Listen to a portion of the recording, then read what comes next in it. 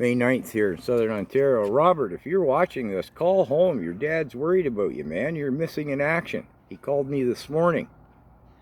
Some kind of, you got a mutual phone thing. My number was on the call display. And nobody's seen you since yesterday morning. So here's the background if you follow the channel regularly or don't. I was standing here on Saturday just past. A distraught young man had called me, upset about things. Sounded really depressed. We skipped forward. I spoke to him on Sunday night. He sounded in good spirits. Yesterday morning, 7 to 7:30 type of thing, he phoned me 3 times. He wanted to come up and talk to me at my residence. I said, okay. Well, you know, whatever. I didn't even ask him what he wanted to talk about. I said, okay, I'm going to be at home working on my channel, and then I'm going to come here to the library. No big deal. Now, it should be stated, I didn't know his name was Robert. I didn't know what his name was. I just said, hello, young fella, you know. So anyways, I get a call from his dad this morning, who he asked me, do I know Robert? And I'll leave his last name unspoken, but it's kind of a distinctive name. And I was like, no, should I? You know. Well, I found it on the phone, blah, blah. And I'm like, you know, and it's back and forth a little bit. I said, is your son a young guy, like in his 20s? He goes, yeah. He's 27. He left for work at 6:30 in the morning. We all work for the same outfit. He never showed. He was supposed to work with me, but I thought he went to the other job site. And then I spoke to the boss later, and no, he's not anywhere, and he didn't come home last night, and now he's still, nobody knows where he is. So I'm like trying to explain to his dad why, you know, what, and he's like, I didn't, you know, well, I'm not really following this. And I'm like, well, I got this YouTube channel, and your son phoned upset about politics. Well, why would he be upset about politics? They said, well, there's a lot to be upset about, but let's not go there. Here, I'll just run you through, you know, the time frame and the intercourses that happened and stuff. And so yesterday morning he phoned, could he come see me? I said, yeah, okay, I live here. He's in Mississauga.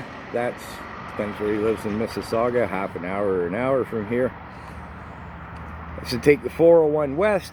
You hit Highway 25, north and south at Milton, Ontario. Turn north, and then it's, you know, another west. And then you land right at my doorstep.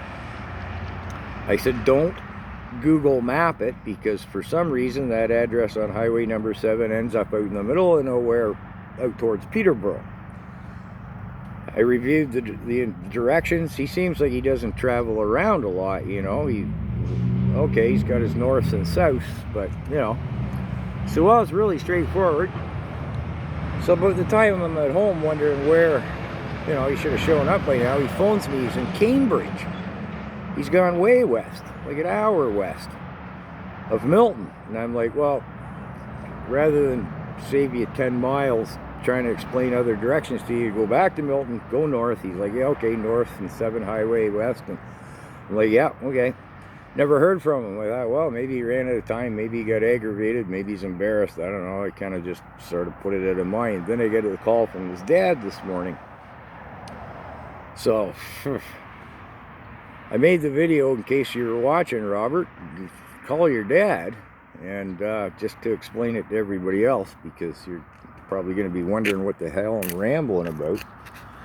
And while I'm here,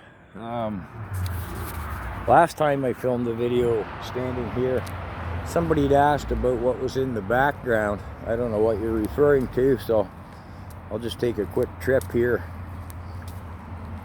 That's Highway 25. Anyways, the library and the very cleverly named School Creek, because it runs past Robert Little Public School, which is just behind the library there. When I was a kid, we would swim in here and fish, but as development over the years has taken its toll, we can see the size of the original water course and what it is now. Oh, and a red-winged blackbird. So anyways, I think maybe the structure or art that you were asking about might have been this bridge. So I'll leave the vid here. Robert, call home.